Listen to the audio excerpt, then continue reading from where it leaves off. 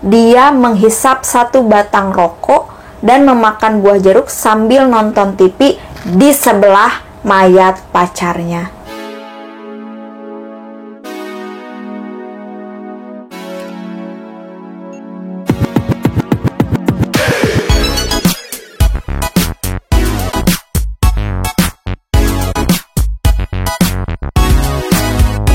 Halo guys, assalamualaikum, welcome back DKD Channel. Di video kali ini aku bakal ngebahas tentang pembunuhan dan pemutilasian oleh oknum TNI terhadap pacarnya.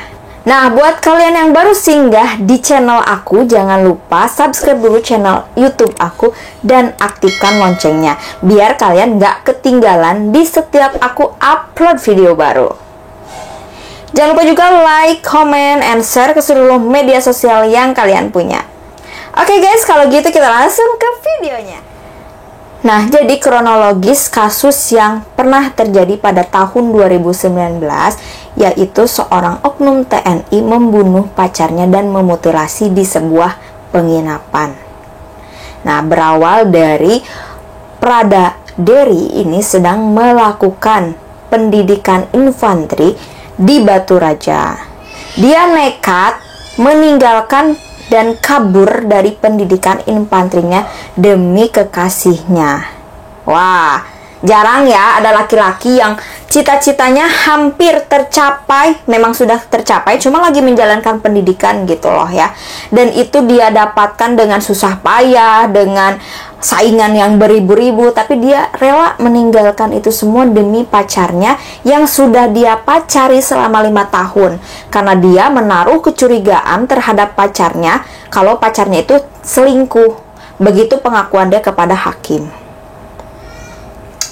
Nah, setelah itu di tanggal 5 Mei 2019 akhirnya Dery bertemu dengan pacarnya, yaitu Vera Octaria. Nah, terus Dery itu meminta tolong kepada pacarnya untuk mengantarkan dia ke rumah saudaranya yang ada di Sungai Lilin, Banyu Asin. Akhirnya mereka berdua pergi lah ya guys. Terus kemalaman nih. Nah, tepat pukul 10 malam mereka check-in di sebuah penginapan yang ada di Sungai Lilin, Banyu Asin gitu. Karena udah kemalaman kan, akhirnya mereka check-in lah ya. Nah, tepat pukul 02.30 mereka berdua melakukan hubungan suami istri. Oh, alah. Lalu mereka melakukan hubungan istri yang kedua kalinya pada pukul 05.00 pagi atau subuh lah ya. Nah, terus mereka ada cekcok. Akhirnya Dery menghisap satu batang rokoknya untuk meredakan emosi dia atau menenangkan diri dia. Melihat pacarnya sedang merokok, Vera tidak tega dan akhirnya meminta maaf. Saling memaafkanlah mereka di situ.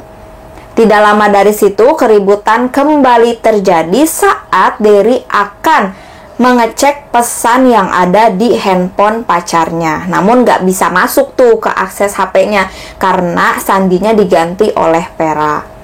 Gitu. 3 kali dia mencoba masuk mengecek HP-nya, tetap tidak bisa. Akhirnya Dery menanyakan kepada Vera kenapa sandinya diganti. Karena mereka berdua sudah punya kesepakatan untuk sandi HP itu sama dengan tanggal jadian mereka, yaitu tanggal 19 bulan 9 2014.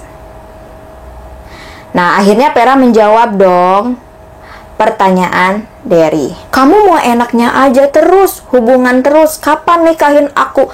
Nih, aku lagi hamil 2 bulan. Mendengar pernyataan Vera seperti itu, Dery akhirnya marah dan naik pitam dan gelap mata. Di situ dia menjambak rambut pacarnya dan membenturkan kepalanya ke tembok sebanyak 3 kali guys. Sampai Vera lemas.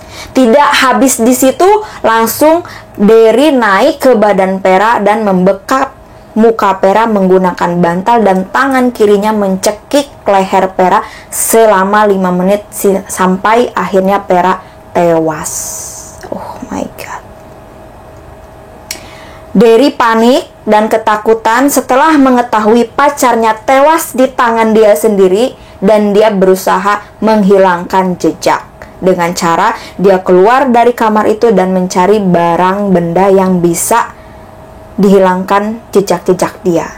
Lalu dia menemukan sebuah gudang, dan di gudang itu ada gergaji. Lalu di situ niat Derry untuk memutilasi pacarnya. Lalu Derry kembali lagi ke kamar dan membawa mayat pacarnya ke dalam toilet, lalu dia lakukan memutilasi pacarnya. Belum sempat putus tangan pacarnya, gergaji itu patah. Akhirnya Derry kembali lagi keluar kamar dan mengendarai motor pacarnya untuk ke pasar membeli gergaji baru. Dan akhirnya Derry kembali ke hotel dengan membawa gergaji baru dan membeli buah jeruk. Akhirnya di situ Derry melakukan aksinya kembali untuk memutilasi pacarnya, namun gergaji kembali lagi patah, guys.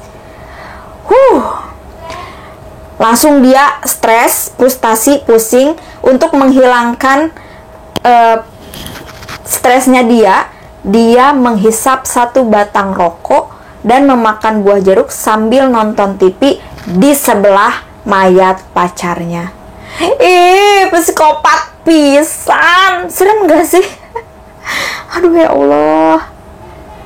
Akhirnya Derry di situ menelepon temannya dan menceritakan kejadian apa yang sudah terjadi kepada temannya, bahwa dia sudah membunuh pacarnya. Di situ temannya shock mendengar perkataan Derry dan menyarankan untuk menghilangkan barang bukti atau menghilangkan jejak, menyuruh Derry untuk membakarnya. Akhirnya Derry mengikuti perkataan temannya untuk membakar Vera. Lalu Vera pun dimasukkan ke dalam kasur dan dibakarnya oleh sebuah bat nyamuk. Lantas api belum membesar, tapi bat nyamuk itu sudah padam duluan. Akhirnya Derry meninggalkan mayat Vera dan dia kabur menggunakan bus, dan dia berbincang dengan penumpang lainnya dan menanyakan di mana ya tempat untuk memperdalam agama.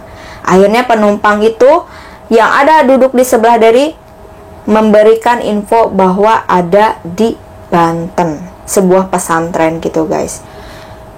Udah pembunuhan terus dia mau tobat, merenya menyesali gitu tah. Serem. Terus kecurigaan muncul seorang housekeeping yang sedang menyapu di depan kamar yang pernah Derry check out karena di situ mencium bau busuk. Karena dia curiga, akhirnya digedor-gedor tuh kamar, tapi tidak ada yang nyaut. Akhirnya dia nelpon polisi, polisi pun datang dan ditemukanlah sebuah mayat wanita dengan termutilasi. Lalu di situ identitasnya Vera pun ada dan dihubungilah keluarganya oleh pihak hotel. Tidak di situ saja, tentara terus memburu Derry kemanapun dia pergi. Akhirnya Derry dibekuk oleh tentara di sebuah pesantren yang berada di Banten setelah Derry terakhir komunikasian dengan bibinya. Jadi pas Derry itu curhat mungkin ya ke bibinya atau cerita atau apapun, nah ketahuannya dari situ oleh pihak tentara. Jadi dibekuklah Derry di sebuah pesantren yang ada di Banten. Akhirnya Derry dibawa ke Palembang untuk menjalankan sidang.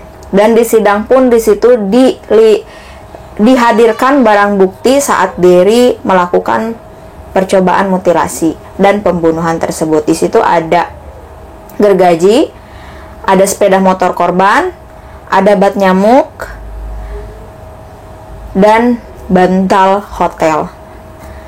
Dan di situ juga dilampirkan hasil otopsi dari dokter di sebuah rumah sakit di Palembang bahwa diagnosa kematian Vera adalah mati lemas dan terdapat benturan di kepala.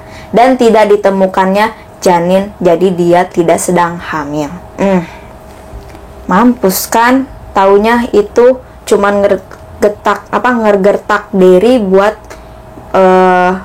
nikahin dia mungkin guys. Tapi kalau misalnya nih ya, menurut aku, kalau dia punya pikiran jernih, kalau pacarnya pun selingkuh, ninggalin dia saat dia pendidikan, ya udah, biar aja mas, biar aja mas. Nanti juga kalau kamu udah jadi tentara, wah siapa sih yang nggak mau sama kamu?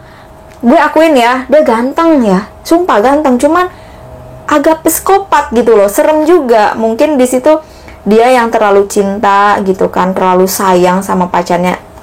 Gue akuin jarang sih laki-laki kayak gitu kan. Biasanya laki-laki yang udah cita-citanya tercapai, ya udah kalau dia ninggalin gue, simpelnya ya gue bisa cari lagi yang lebih dari itu. Siapa sih yang nggak mau ke gue secara gitu, gue punya seragam, pangkat misalnya gitu kan. Akhirnya Derry saat sidang menyesali perbuatannya dan menangis ketika sidang tersebut. Dan akhirnya Derry dijatuhkan hukuman seumur hidup oleh hakim. Ngeri ya guys. Mungkin dia nyesel banget karena, aduh, kenapa aku harus termakan omongan dia kalau dia ngaku-ngaku hamil gitu. Padahal tidak ditemukannya janin di dalam tubuh Vera saat otopsi gitu. Cuman ya di sini nasi sudah jadi bubur, bubur sudah menjadi gitu kan ya, susah buat ngembaliin situasinya lagi karena semua sudah terlambat. Jadi ya kamu harus menjalankan hukuman atas perbuatannya sendiri. Dan ini pun mungkin akan menjadi kepuasan untuk keluarga korban karena dia dihukum seumur hidup dan diberhentikan atau dipecat secara tidak hormat dari kesatuan. Sayang banget sih, tentara baru gitu kan lagi pendidikan. Orang tuh pengen jadi tentara itu susah karena saingannya banyak banget. Udah gitu rentetan persyaratannya juga itu sih udah dialamin sama suami aku ketika aku ngedengar cerita dia, perjuangan dia gitu kan, perjuangan orang tuanya. Mungkin di next lah ya, aku bakal buat video perjuangan suami aku menjadi seorang tentara dan ibunya gitu.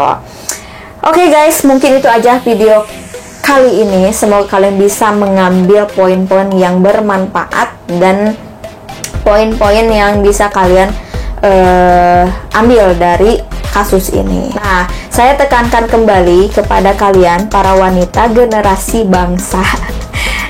Ingat ya, kalian tuh jangan mudah percaya pada seseorang. Kalian udah meskipun kalian sudah pacaran lama atau sudah mengenal lama, please jangan memberikan harga diri kalian. Yang sesuai aku bilang dari video sebelumnya, cowok yang bertanggung jawab itu 1000 banding 1 untuk mempertanggungjawabkan apa yang dia perbuat. Gitu ya guys. Jadi mudah-mudahan bisa jadi pelajaran untuk kalian. Tetap harus hati-hati meskipun orang itu udah kalian kenal lama. Jadi jangan mudah memberikan harga diri kalian yang sangat berharga. Ingat kata-kata aku, jaga nama baik kamu dan jaga nama baik keluarga yang paling penting. Karena kamu masih ada di bawah tanggung jawab orang tua kamu. Gitu ya guys, buat semua kalian harus hati-hati.